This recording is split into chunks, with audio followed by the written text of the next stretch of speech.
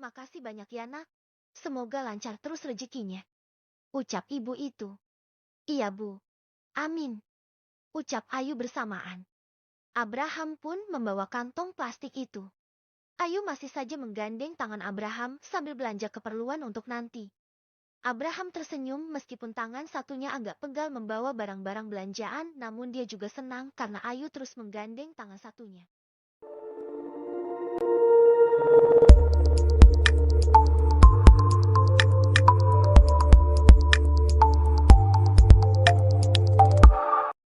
Abraham dan yang lainnya pun sampai di rumah jam 10:30 siang. Dibantu Pak Dadang dan Pak Ujang yang kebetulan tidak kerja hari ini membawa belanjaan masuk ke dalam rumah. Juga sudah banyak ibu-ibu yang berdatangan ingin membantu memasak dan menyiapkan segala keperluan untuk acara nanti malam. Makasih ya ibu-ibu semua sudah mau bantuin Ayu, ucap Ayu berterima kasih ke semua ibu-ibu yang datang. Sama-sama Neng, Ibu Mas semangat bantuin, apalagi ada Mas Abraham yang ganteng pisan. Ucap Bu RT dengan tersenyum genit. Ayu dan Rita hanya mengikuti sambil memandang ke Abraham yang saat ini jadi tontonan ibu-ibu. Karena diperhatikan banyak mata Abraham risih. Saya permisi mau ke kamar dulu ya ibu-ibu ada pekerjaan, ucap Abraham memilih kabur ke kamar. Ribet banget ya kalau sama ibu-ibu, ucap Abraham bernafas lega setelah sampai di dalam kamar. Hendy yang saat ini sedang berada di perjalanan ingin menyusul bosnya namun masih mampir terlebih dahulu ke tempat Syasa. Sampai di depan rumah Syasa sangat sepi seperti tidak ada penghuninya. Hendy pun mencoba menekan bel yang berada di dekat pagar. 3 kali memencet bel tidak ada yang keluar. Hendy pun berbalik ingin masuk ke dalam mobilnya, namun ia urungkan karena pintu rumah Syasa terbuka dan memperlihatkan Syasa yang rambutnya acak-acakan dengan wajah pucat. Iya kak, ada apa? Tanya Syasa dengan suara yang lemas menghampiri Hendy. Kamu baik-baik saja?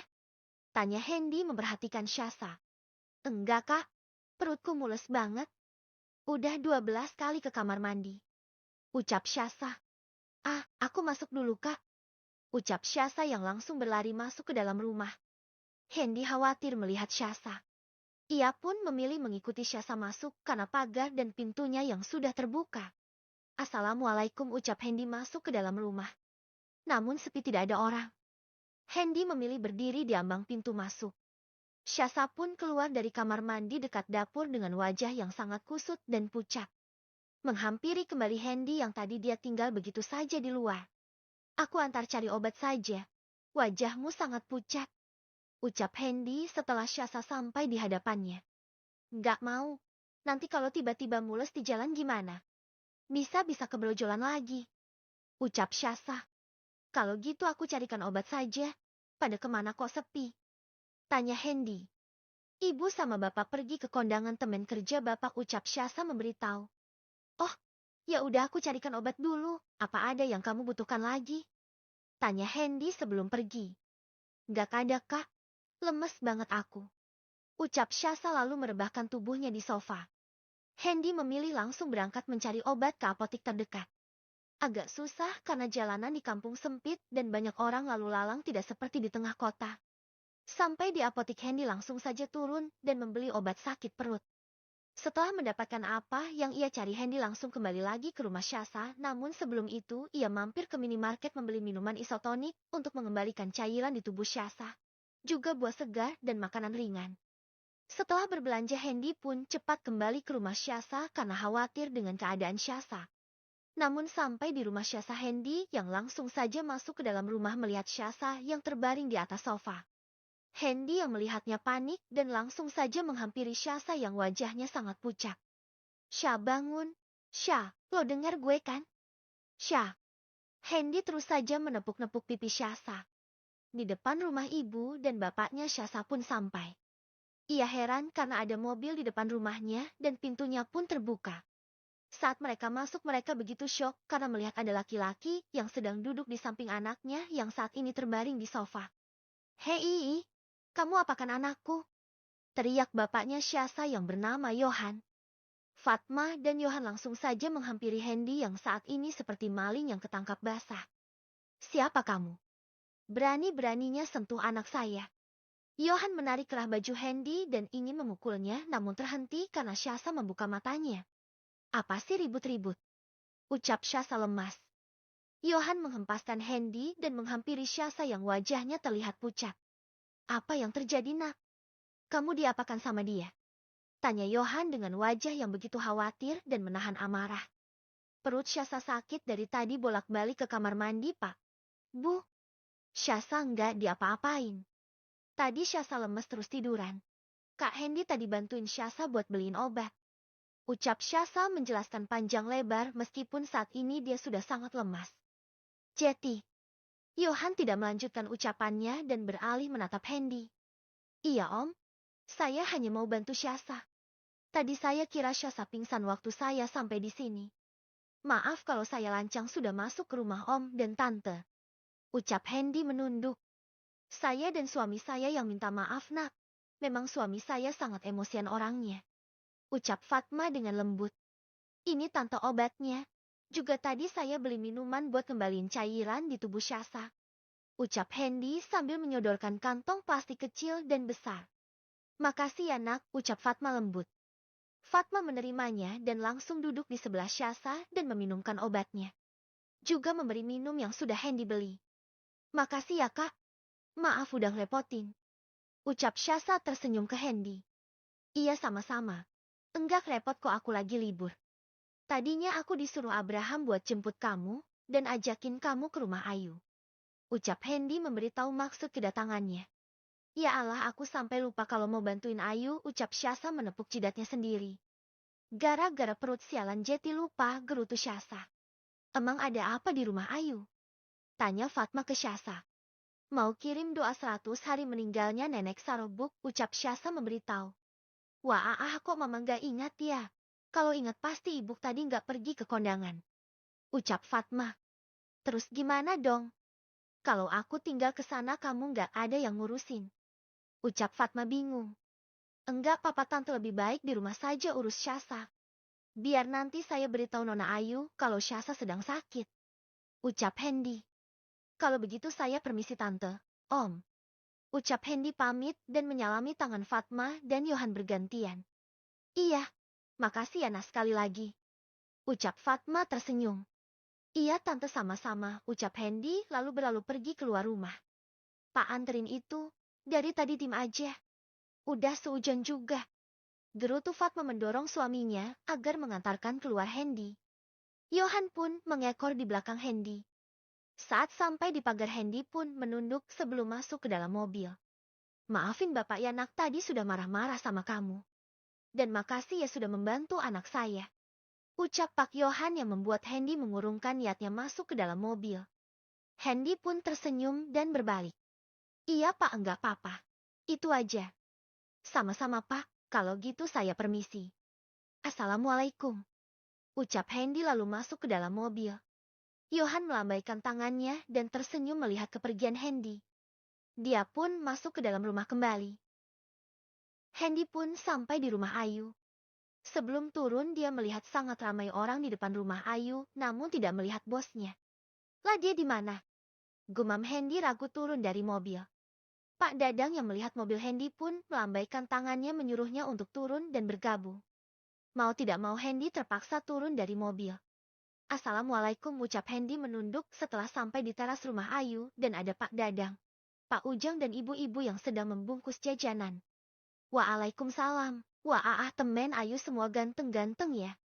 Ucap Bu RT yang berada di sana membantu membungkus jajanan. Hendy hanya tersenyum menanggapi ucapan ibu-ibu itu. Dia bingung mau merespon bagaimana. Dia senang karena ada yang bilang kalau dia tampan tapi dia juga tidak nyaman karena ditatap ibu-ibu. Hendy memilih duduk bergabung dengan laki-laki. Tuan Abraham di mana pak? Tanya Hendy. Dia di dalam kamar dari tadi. Maklum pada liatin terus Jeti Tuan memilih kabur. Ucap Pak Dadang berbisik karena takut didengar ibu-ibu. Hendy tertawa ternyata bukan hanya dirinya saja yang jadi pusat perhatian ibu.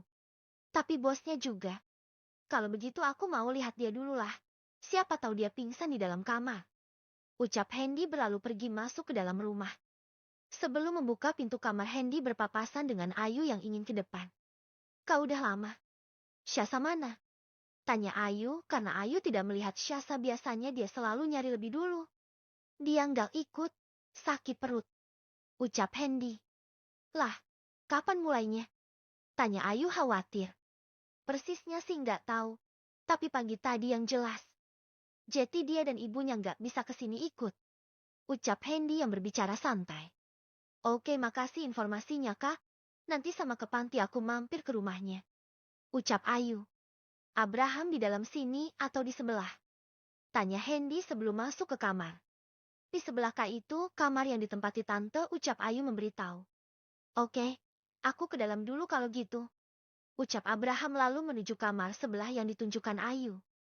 Hai, sapa Mutia saat mau makan di kantin. Ia membawa nampan yang berisi makanan dan menghampiri Rian menyapa. Hai juga, Rian hanya merespon cuek. Apa aku boleh duduk di sini? Tanya Mutia. Silakan saja, ucap Rian tanpa menatap Mutia. Makasih, ucap Mutia lembut lalu duduk di seberang Rian yang sedang menikmati makanannya. Rian pun buru-buru menyelesaikan makannya dan pergi dari meja. Mutia hanya menghembuskan nafasnya melihat kepergian Rian. Padahal aku cuma mau nyari temen. Ya udahlah, ucap Mutia lebih memilih memakan makanannya. Ya dia hanya ingin mencari teman saja yang berasal dari negaranya juga.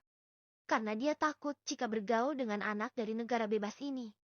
Takut akan terjerumus ke hal-hal yang tidak baik. Mutia menghabiskan makanannya dan pergi dari kantin. Ia menuju ke perpustakaan untuk mencari buku karena harus mengerjakan tugas. Berjalan dengan memakai handset di telinganya. Karena memang dia lebih suka mendengarkan musik daripada bergaul dengan orang-orang. Sampai di perpustakaan, Mutia langsung saja mengitari perpustakaan untuk mencari buku yang ia butuhkan. Menatap dan menghembuskan nafas karena buku yang ia cari berada di rak paling atas dan dia tidak bisa menggapai karena memang badannya yang pendek. Menengok kanan dan kiri mencari kursi untuk mengambil buku. Setelah mendapatkan, ia kembali lagi dan menaiki kursi itu. Kesal karena meskipun sudah memakai kursi, masih saja tidak bisa menggapainya. Sampai kursinya yang tiba-tiba saja roboh karena Mutia memaksa menggapai buku itu. Bruk. Aduh, keluh Mutia, namun ia belum tersadar kalau saat ini dia berada di atas tubuh seseorang. Minggir, berat banget tahu. Gerutu orang itu karena Mutia tak kunjung beranjak dari atas badannya karena Mutia membelakangi laki-laki itu. Mutia pun tersadar dan langsung turun dari atas tubuh laki-laki itu. Kakakmu? Kamu nggak apa-apa? Tanya Mutia yang terkejut dan ingin membantu Rian untuk bangun. Aduh, pinggang gue. Keluh Rian karena pinggangnya terasa sakit membentur lantai begitu keras. Lo masih tanya gue nggak apa-apa? Aduh. Rian berusaha berjalan sambil memegangi pinggangnya dengan sangat pelan. Ia mencari tempat duduk lalu duduk dengan mengurut-urut pelan pinggangnya. Mutia mengekori Rian dan bingung dia harus berbuat apa dan bagaimana. Gue minta maaf ya. Ucap Mutia menunduk karena takut Rian akan marah. Tanggung jawab lo. Mana masih ngerjain tugas lagi. Terus nanti gue gimana pulangnya bawa motor? Aduh. Rian terus merintih sakit saat ingin menggerakkan pinggangnya. Aku antar ke UKS aja ya. Siapa tahu ada obat buat meredakan rasa sakitnya. Ucap Mutia gugup karena takut. Bantuin dong. Gue susah jalan sendiri. Ucap Rian yang berdiri. Mutia langsung saja menghampiri Rian. Dengan ragu-ragu Mutia merangkul tubuh Rian yang lebih tinggi darinya. Susah jalannya, lo pendek banget sih. Ucap Rian di perjalanan menuju UKS. Udah deh, gak usah bahas tinggi pendek. Udah dari sananya jadi disyukuri aja. Ucap Mutia dengan kesal karena Rian sudah mengejeknya. Sampai di UKS Mutia melepaskan diri dan mendorong Rian begitu saja ke berangkar. Oh, lo sengaja ya? Ucap Rian sambil merintih sakit. Enggak. Lo berat banget sih, gue nggak tahan. Ucap Mutia beralasan. Aku cari penjaganya dulu biar kamu diperiksa, ucap Mutia berlalu pergi untuk menghindari kemarahan Rian yang sepertinya sudah ingin meledak. Syukurin. Salah siapa ngejek gue pendek? Gini-gini meskipun gue pendek masih banyak yang suka bahkan ngantri di luaran sana. Ucap Mutia berbangga diri. Melihat petugas yang menjaga UKS, Mutia langsung saja menghampiri dan memberitahu kalau ada pasien yang habis terjatuh. Di UKS memang ada seorang dokter yang bertugas untuk berjaga-jaga kalau terjadi hal-hal yang tidak diinginkan, agar cepat bisa mendapatkan perawatan. Tok, tok, tok, Kak, makan siang dulu yuk, terus berangkat ke panti. Teriak Ayu dari luar kamar. Ayu tidak bisa membuka kamarnya karena dikunci dari dalam. Diteriakin bini lo tuh, ucap Hendy yang sedang mengerjakan pekerjaannya di dalam kamar Ayu. Dan Abraham malah bersantai dengan tidur manis di ranjang. Masak? Kok gue nggak deng ya? Ucap Abraham lalu berjalan menuju pintu dan membukanya. Kakak sibuk. Ayo makan siang. Semua sudah makan siang. Habis makan siang aku mau ke panti ngantar makanan untuk anak-anak. Ucap Ayu. Enggak kok. Ya udah aku panggil Hendy dulu ya biar dia makan sekalian. Ucap Abraham lalu kembali lagi masuk ke kamar untuk memanggil Hendy.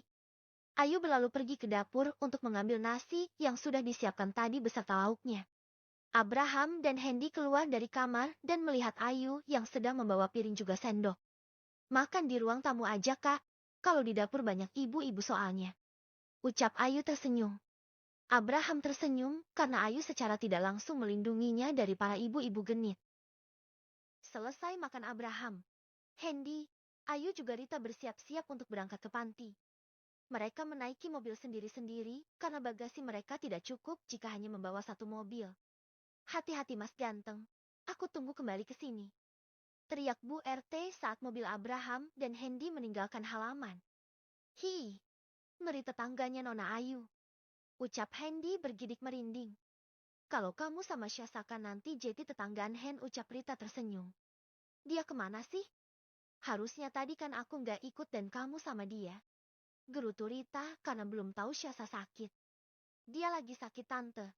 Tadi aja waktu aku kesana buat jemput dia, dan abis beliin obat hampir digebukin bapaknya. Ucap Hendy. Hah? Kok bisa emang kenapa? Tanya Rita penasaran. Ceritanya aku abis beliin obat Syasa di apotik. Aku lihat dia di sofa terkulai lemas. Aku kira dia pingsan. Pas aku tepuk-tepuk pipinya bapak sama ibunya datang. Lah itu aku dikira mau melecehkan. Untung aja Syasa bangun ternyata dia tidur nggak pingsan. Ucap Hendy menceritakan.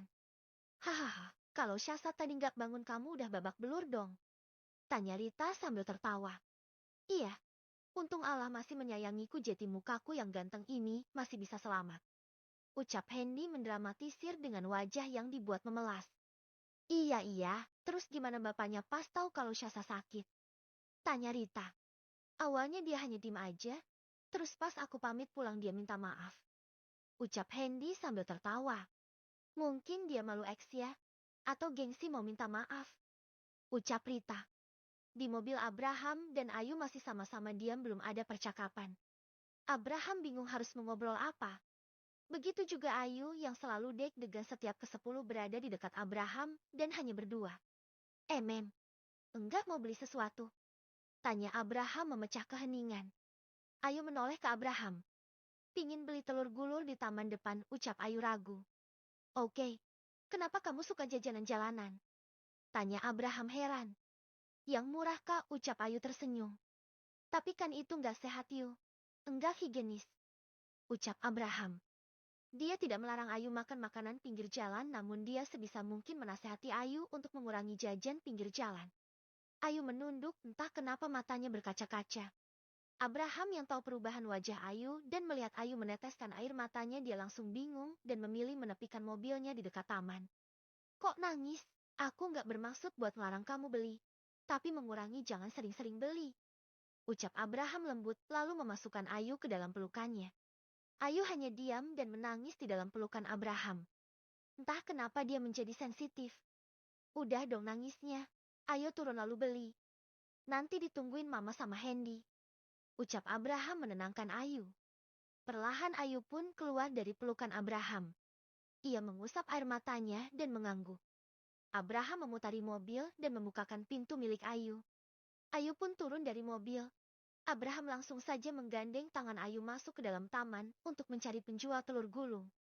Mereka pun melihat penjual telur gulung yang sudah tua berada di bawah terik matahari. Tidak ada satu pembeli padahal banyak pengunjung taman. Pak, beli telur gulungnya. Ucap Ayu sopan. Berapa, Neng? Tanya bapak penjual. Bikinin dulu aja Pak, aku pingin makan di sini, ucap Ayu lalu duduk di bangku sebelah penjual itu. Kasian ya Kak, udah tua masih nyari uang. Kadang aku malu. Dulu aku cari jalan cepat buat ngedapetin uang. Ucap Ayu tersenyum getir melihat bapak itu yang sedang menggoreng telur gulung. Sudah, jangan ingat-ingat terus. Ucap Abraham menggenggam tangan Ayu dan menciumnya. Ayu tersenyum memandang Abraham. Dia begitu takjub dengan kelembutan Abraham. Tidak pernah mengungkit masa lalunya yang kelam. Ini Neng. Ucap bapak penjual itu menyerahkan satu bungkus telur gulung. Makasih Pak, ucap Ayu tersenyum dan menerimanya. Bapak bikin semuanya saja, nanti saya bayar, ucap Abraham tiba-tiba. Maksudnya? Tanya bapak itu dengan suara bergetar. Saya beli semuanya Pak, ucap Abraham tersenyum ke penjual itu. Beneran Nak? Tanya penjual itu memastikan. Iya, saya tunggu di sini, ucap Abraham. Penjual itu langsung saja kembali ke gerobaknya dengan wajah yang sumringah. Dan membuat semua telur gulung. Kak, buat apa? Tanya Ayu heran. Buat anak-anak panti kan bisa. Ucap Abraham menoel hidung Ayu karena gemas. Ayu tersenyum dan manggut-manggut. Kakak mau? Tanya Ayu menyodorkan satu tusuk telur gulung. Mau tidak mau Abraham menerima suapan dari Ayu daripada nanti nangis lagi, bisa panjang urusannya. Gimana, enak? Tanya Ayu penuh harap. Enak, udah kamu makan aja. Ucap Abraham saat Ayu ingin menyuapinya lagi. Ya udah. Ucap Ayu langsung memakan telur gulung itu dengan lahap. Abraham tersenyum melihat tingkah Ayu yang terkadang seperti anak kecil, terkadang sudah berpikir dewasa. Pas sudah jadi semua, ucap bapak penjual itu sambil memberikan kantong plastik yang lumayan besar. Berapa semuanya Pak?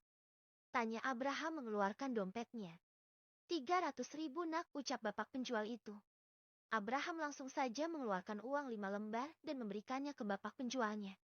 Ini kebanyakan Nak, ucap bapak itu mengembalikan uang 200.000. Itu buat bapaknya.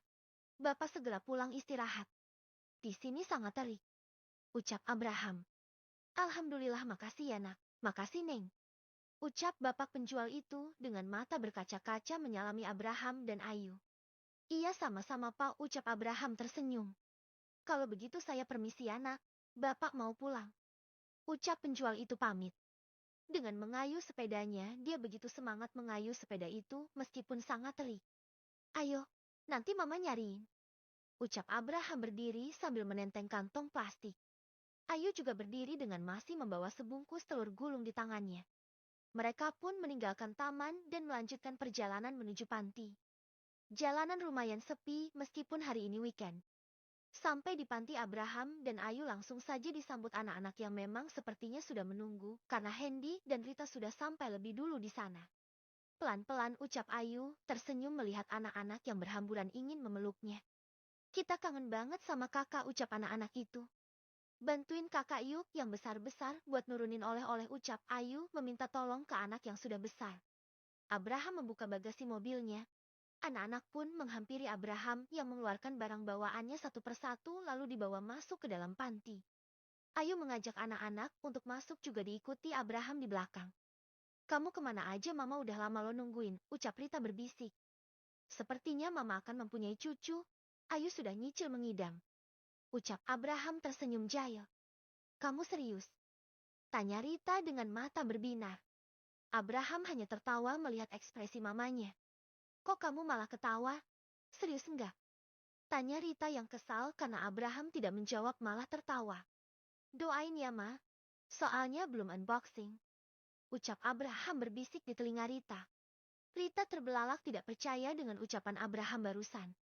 Padahal dia sudah sangat menginginkan cucu. Wajahnya tiba-tiba menjadi lesu.